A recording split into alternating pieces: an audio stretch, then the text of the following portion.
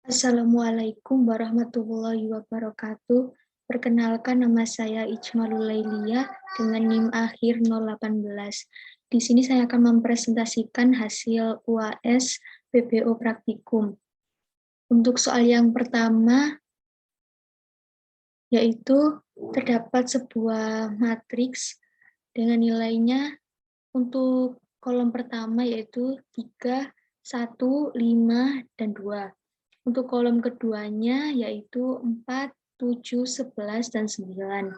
Dan untuk kolom ketiganya yaitu bernilai 6, 2, 8, dan 14.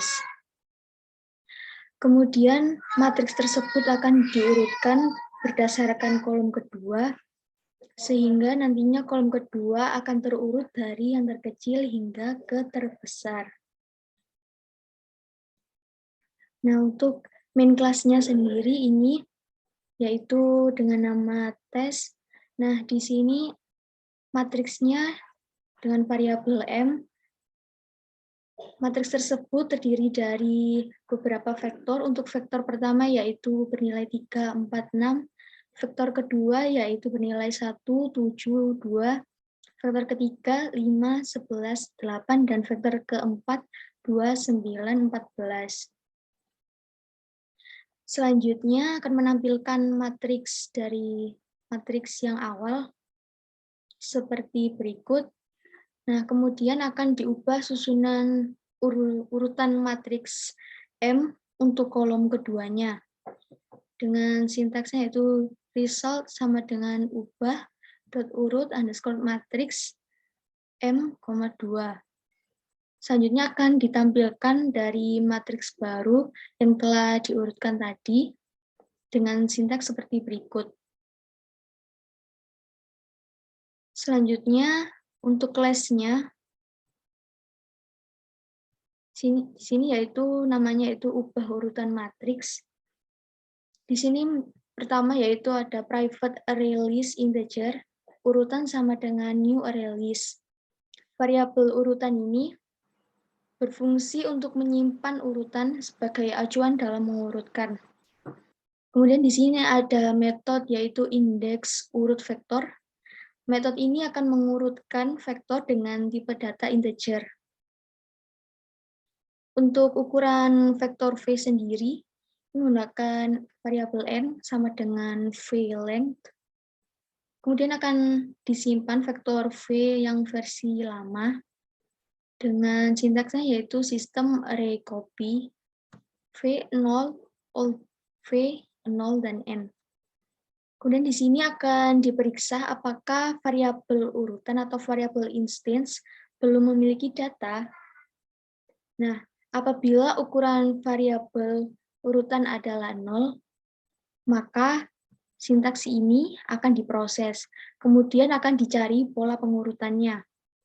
Nah, apabila ukuran variabelnya lebih dari 0, maka yang akan diproses adalah function berikut. Kemudian akan di-return V-nya. Selanjutnya yaitu public integer dari urut matriks dengan parameternya di sini yaitu integer matriks M dan juga integer kolom ke.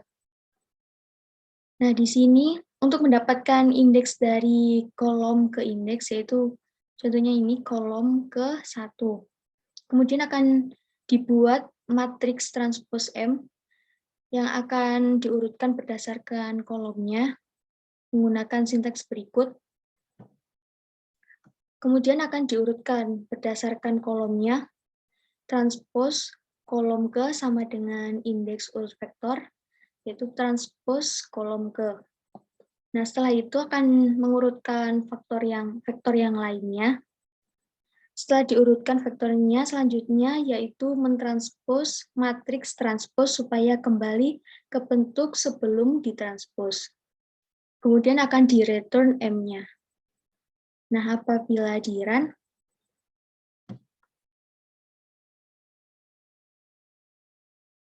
untuk matriks selamanya tadi seperti ini. Nah, kemudian untuk matriks yang baru hasilnya seperti ini. Terdapat perbedaan yaitu di sini pada awalnya yaitu vektor ketiganya adalah 5, 11, dan 8, vektor keempatnya 2, 9, 14. Untuk matriks yang baru, vektor ketiganya 2, 9, 14, dan vektor keempatnya 5, 11, 8. Nah, untuk kolom 2 tadi yang diurutkan, ini sudah terurut dari yang terkecil ke terbesar, yaitu 4, 7, 9, kemudian 11. Selanjutnya, saya akan menjelaskan untuk soal yang kedua, di mana kan dibuat sebuah aplikasi untuk menyimpan data mahasiswa. Di sini untuk data-datanya yaitu ada universitas, NIM, nama, alamat, dan kode jurusannya.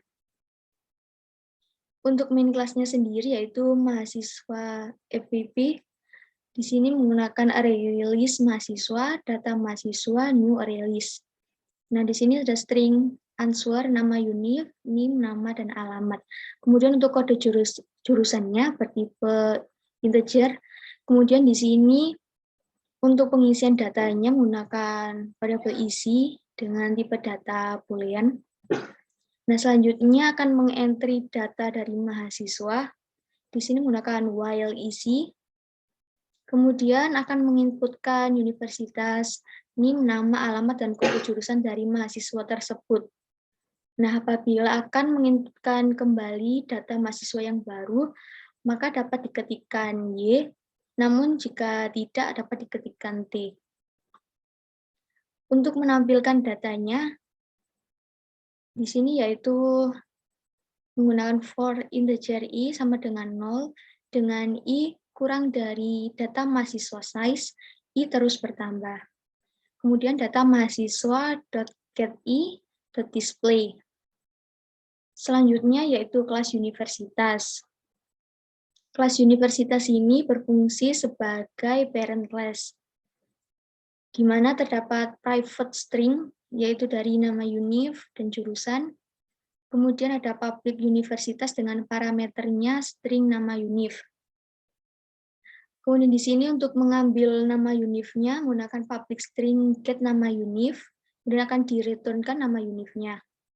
Nah, untuk mengambil jurusannya berdasarkan kode jurusan, di sini menggunakan public string get jurusan dan parameternya integer kode jurusan. Kemudian di sini menggunakan switch kode jurusan. Nah, di sini ada kode jurusannya dari 61, 62, 63, 64, 65, hingga 66.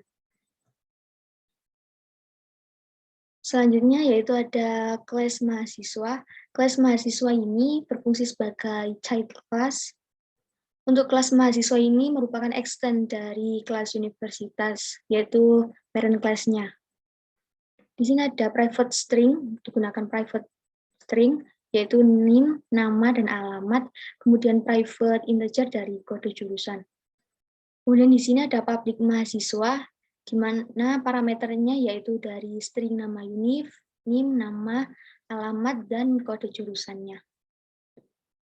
Dan di sini untuk memanggil NIM digunakan public string get NIM, untuk memanggil nama digunakan public string get nama, untuk memanggil alamatnya yaitu public string get alamat, dan untuk memanggil kode jurusan yaitu menggunakan public integer get kode jurusannya. Kemudian di sini untuk menampilkannya menggunakan public void display.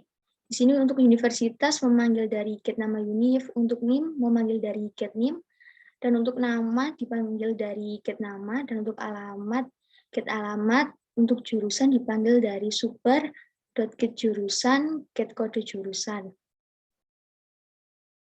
Selanjutnya jika di run, nah di sini akan dilakukan entry dari data mahasiswa. Untuk universitasnya, saya misalkan UNAIR, kemudian NIM-nya, dan untuk namanya, kemudian untuk alamatnya saya isikan surat.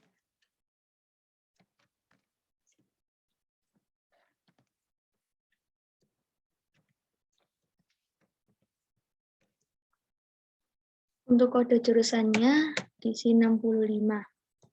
Nah, di sini apakah ingin memasukkan data lagi? Jika ingin memasukkan data lagi, diketik ya. Dia memasukkan lagi datanya.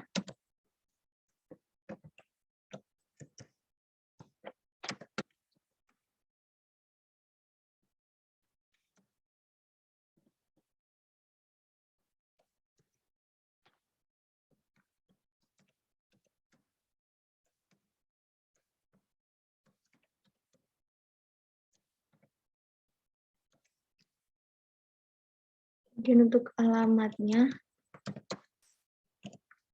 dan untuk kode jurusannya saya gunakan 62. Nah, di sini saya tidak akan menginputkan data lagi, maka akan saya ketikkan T. Nah, maka akan dari entry data tadi akan dimunculkan sebagai data yang telah diinputkan tadi, yaitu universitasnya dari UNAIR, kemudian NIM-nya berikut, dan dengan nama Ijmalul, alamatnya Surabaya. Nah, untuk jurusannya yaitu dengan kode 65, maka jurusannya yaitu Teknik Informatika. Untuk data mahasiswa yang kedua ini, yaitu Michelle, karena kode jurusannya tadi 62, maka ini untuk jurusannya adalah biologi. Sekian presentasi dari saya. Apabila ada kesalahan, saya mohon maaf. Saya akhiri. Wassalamualaikum warahmatullahi wabarakatuh.